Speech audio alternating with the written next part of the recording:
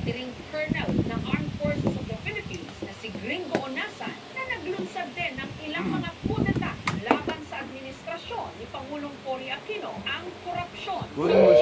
Matagal na raw nakadikit sa ating sistema at kultura. Sir, ano hong masasabi Ilang taon ka ba? sa takbo ng mga investigasyon ngayon dito sa corruption? Maliit pa ako, may mga issue na sa kalsada, nipis ng semento. So, siguro cumulative ito, napabayaan. So, ang resulta niyan is systems breakdown and institutional damage. Ang pagkukulang talaga, sa tingin ko, sa gobyerno, parang nawala ng tiwala, laging masyadong matakaw sa pera, yung mga hinalal at inappoint na public officials. Ano ang resulta, Jess? Bakit galit yung tao? Yun ang tunay na kalaban natin. Kayo po, as a retired soldier, na alam nyo, ito yung mga nakita nyo noon pa man. And then, eto na naman, in bigger magnitude. I'm sure na-frustrate ko kayo. Pag na-frustrate kasi yung sundalo, iba ang epekto, di ba? Yun ang pag-ingatan natin, na huwag maudyukan. Katulad yung nangyari almost 40 years ago. Pag yung mga kababayan natin na nasa kalsada, nag-uusap at sa yung kasundayuhan, ang nangyayari ay shortcut. Dahil nagkulang yung institution, hindi gumagana yung korte, walang justisya, dadalhin sa kalsada. Ano ang silbi ng korte natin? Yung proses kung sa kalsada natin. O yung pag-aalsa sa militar, ang tawag nila kudeta.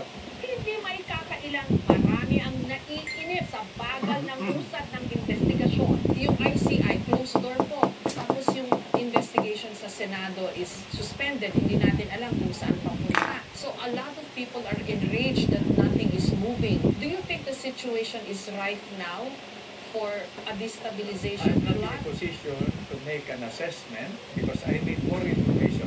Pero ang payo ko naman, as tayo mag-usan ng pasensya, sabihin natin disappointed tayo sa mga nakaupo. Hindi lang ito question ng sino ang ipapalit. Ano ipapalit natin? Pero again, kung tinatanong mo ko, hinog na ba? Sa tingin ko, wag muna, dahan-dahan tayo. Hindi na rin may kakaila na may epekto sa ekonomiya ang mga naisiwalat na anomalya, pati na sa imahe ng ating bansa. Dahil nanonood yung buong mundo. Hindi mo napansin, Jess, naglindol sa Cebu. Wala akong napalitaan na kayo. Pollinator naman. Dati natin. Ang katutak na Red Cross na siguro ang nasa isip ng mga nanonood sa atin na ibang bansa, bibigay tayo ng tulong o kurakutin lang yan nawawala ng confidence. Pero meron pong mga retired na mga military officers. In fact, na-interview ko yung ilan sa kanila who were near the People Power movement. And they were advocating for the Chief of Staff to withdraw support. Tignan natin kung maniwala sa kanila yung Chief of Staff. Are the issues clear na? Warrant withdrawal of support. Ngayon, sige, withdraw of support. And then, what? Balik tayo dun sa katanungan ko. Hindi lang sino ilalagay mo, ang sistema, transition government, revolutionary council. Yan ang mga pinag-uusapan ngayon, di ba? Sir, anong may sasagot nyo naman dun sa mga magsasabi? Yan naman si Gringo, magaling lang magsalita, pero ilang beses niyan sinubukang patumbahin ang gobyerno ng Pilipinas. At least, tumayo ako. Husgahan mo na kung mali ka ba, hindi. Sabi mo, power grabber, kudeta, di ba? And we risk not only our careers, our family, our lives. Senator, ang dami po kasing substandard infrastructure ngayon. Pinakain na naman mo. Upgrade yung Kaya po yung nangyari doon sa bata. Yung mga mahinang bakal nila. Yun ang ginamit natin sa Payat. tulay. Matulad Yung ginamit ng natin sa payat tulay. ito. Pwede Talaga, pa. ito na lapat Dahil na limitado kumain ang ng pwede puto niya. na container van. Siyempre nag-upgrade din sila. Hindi na kahit anong sa standard. Oh, diretso ka agad sa Ba't mga... pinalusot ng posto? Hindi lumalabas yun, sir, yung substandard na steel. Alam mo bakit ganyan, mga Jess? Boring yung subject na yan. Hanggang tamaan ka. Pag yung truck mo at kapag-anak mo yung ginaganan ng tulay na nag-iba, ayaw, mag-react ka. Tila na susubok na ngayon ang katatagan ng pamahalaan dahil sa investigasyon ng mga proyektong di umano kinurakot at sa kakayahan nitong harapin ang sunod-sunod na mga kalamidad, lalo pat na isisiwalat din ang kahinaan ng ating mga infrastruktura. Nalihingi mo. Lalo pat na Panasukan dun. makalakas ng lindol na tumama sa Davao at ilang pang bahagi ng Mindanao nito lang Biyernes. 7.4 magnitude. Kung babalikan naman ang naunang lindol sa Northern Cebu noong lamang nakaraang linggo, makikita ang malawak na pagkasira ng mga bahay at mga gusali. Pati na ang ipinatayo ng gobyerno na sports complex sa bayan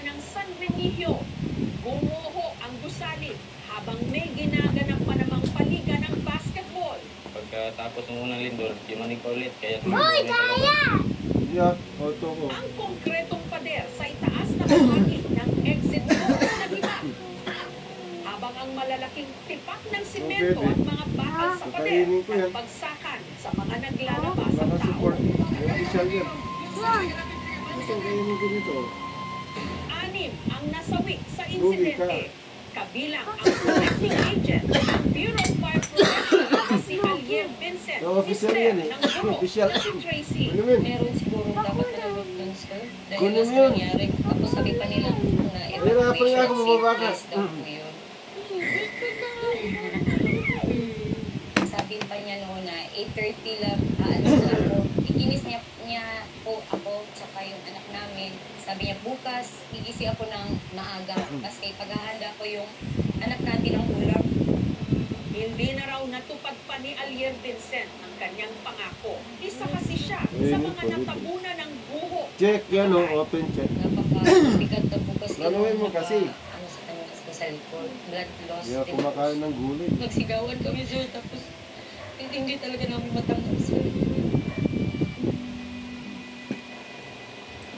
Ito po yung sapatos na Plano ginamit ka, niyo po yan. plano. Isip-isip. Naglaro siya ng basketball. Hindi po kayang tanggapin nga sir eh. Maraming dugo ito.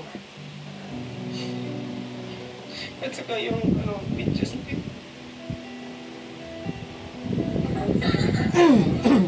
Una niya kami, lalo na ako, bago yung sarili. Dahil tanong ko nga rin po sa kanya na, kita pa pa, please.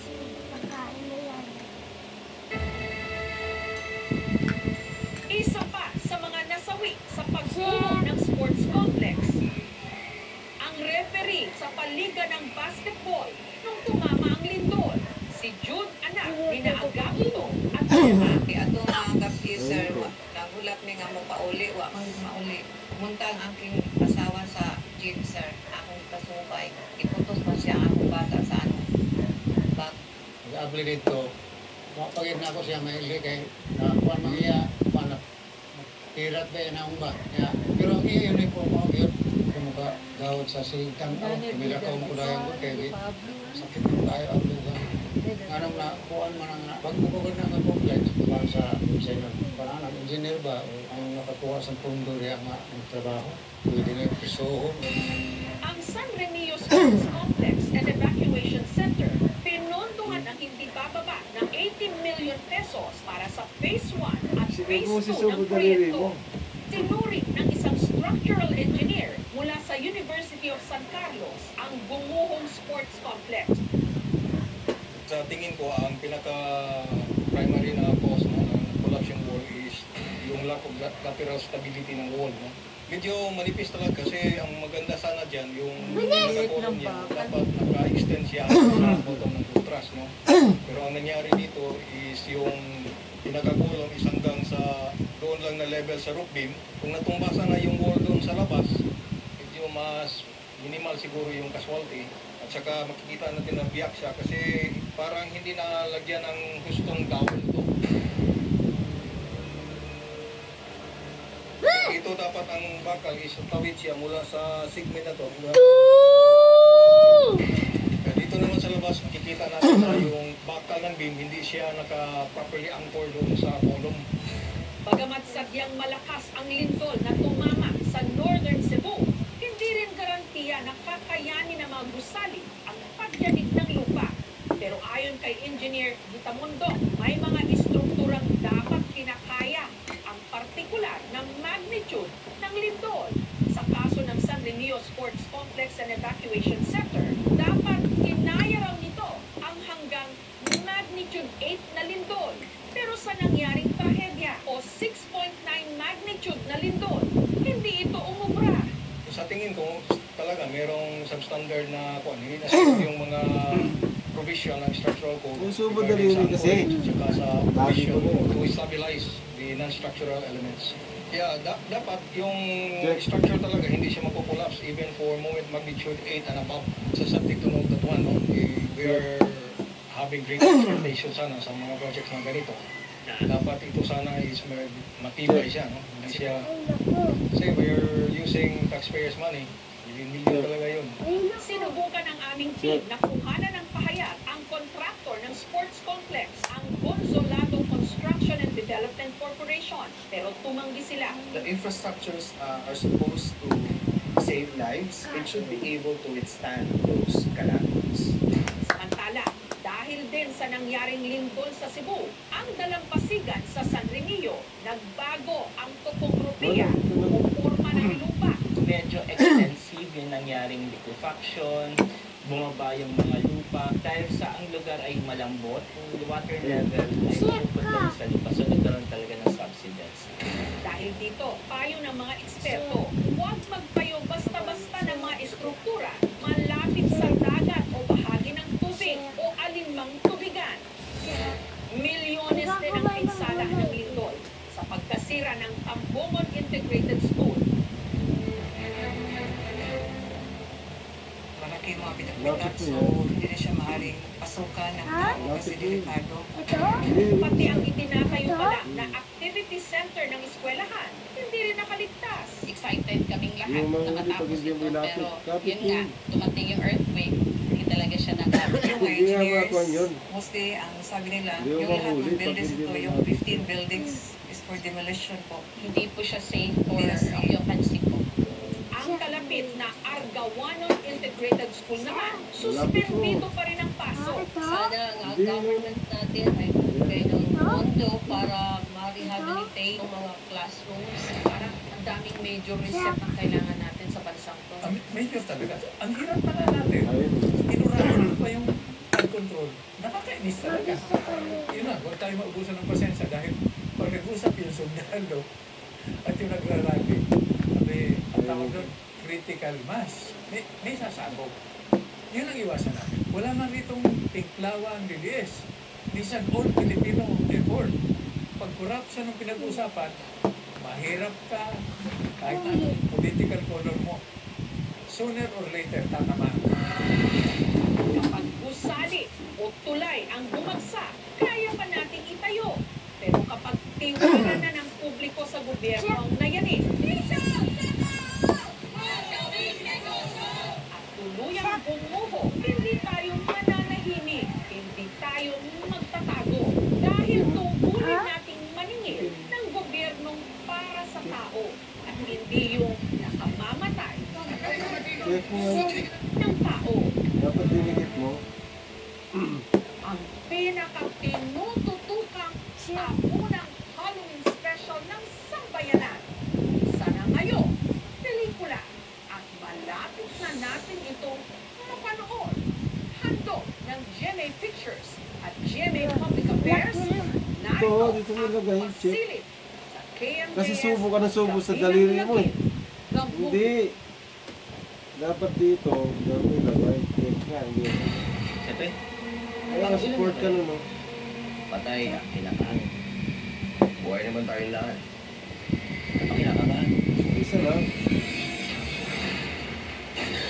Ayun mo ko. Huwag mo kalimutan.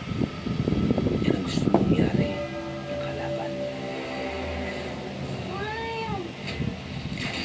May isa pa kayo. Saan ano? May isa pa kayo.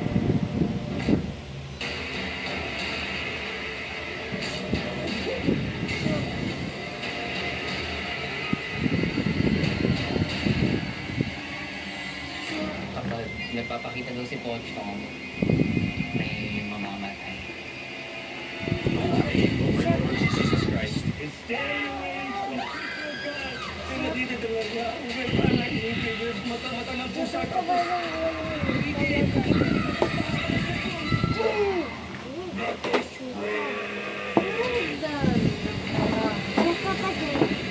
Wala na nga eh.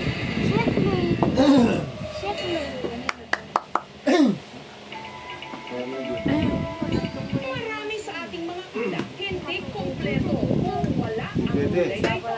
Sawag sa sinigang at syempre sa pinakpes. Pero marami, hindi raw nila ito bet. Malapot kasi at malaway. Madalas, Sige, one hindi more. ko talaga siya gusto. Huwag niyo naman okrayin ang okra. Pang driver Cavite del Monte, Bulacan na si Oligario. Paborito lang ito. Hindi nga niya lang ito pinapakain. Araw-araw niya rin ito. Kahit ka lang sa'yo. Paniniwala